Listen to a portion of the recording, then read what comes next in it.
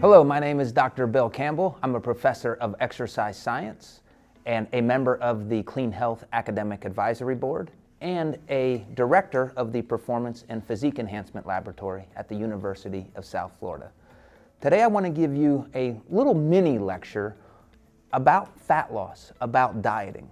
So I've spent many years researching fat loss, the best types of diets, how to diet, how long should diets be. And what I've come to, the conclusion that I've come to, would surprise a lot of people. Dieting is not a good thing. I don't want to encourage people to go on a diet haphazardly. There are a lot of negative things that occur with dieting. Let me just name some of them. If you're trying to optimize your physique, dieting works against you for building muscle.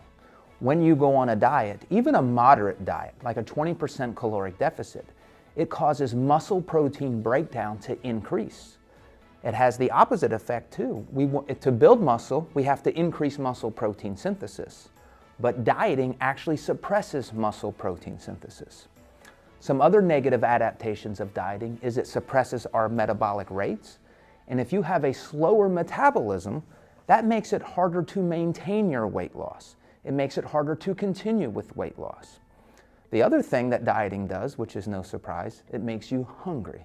And in my case, I get grouchy when I get hungry. So nobody's happy if I'm not dieting correctly. So my research has really focused over the years on dieting appropriately, or what should we be doing when we diet. And I've come up with a few principles to help you if you decide to go on a diet. Now I do want to say that the research that I do focuses on people who are fit, who are trying to lose a little bit more fat. So while an obese individual may find benefits with what I'm saying, I'm applying this more to people who are not obese that are trying to lose weight, people who already exercise. And one of the primary goals is preventing all of those problems that I just said. That's one of the principles of what I'm going to share with you. So let's just talk about three main principles. The first principle is don't crash diet. Do not decrease your calories to near nothing.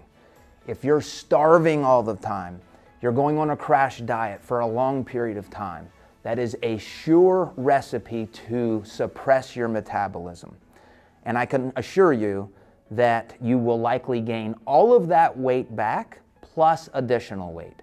So we don't want to crash diet for long periods of time. The second principle is to not lower protein intake when dieting. Don't decrease protein. When you decrease protein, we actually lose more muscle mass and we lose more of our metabolism.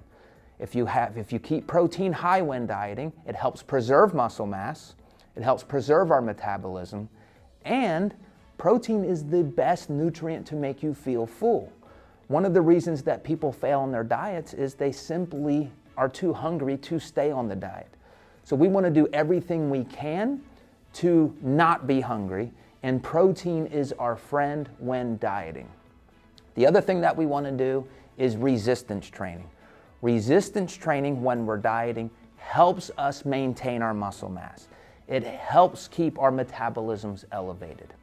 So those are the different areas that we want to focus on when dieting. Let me just review them.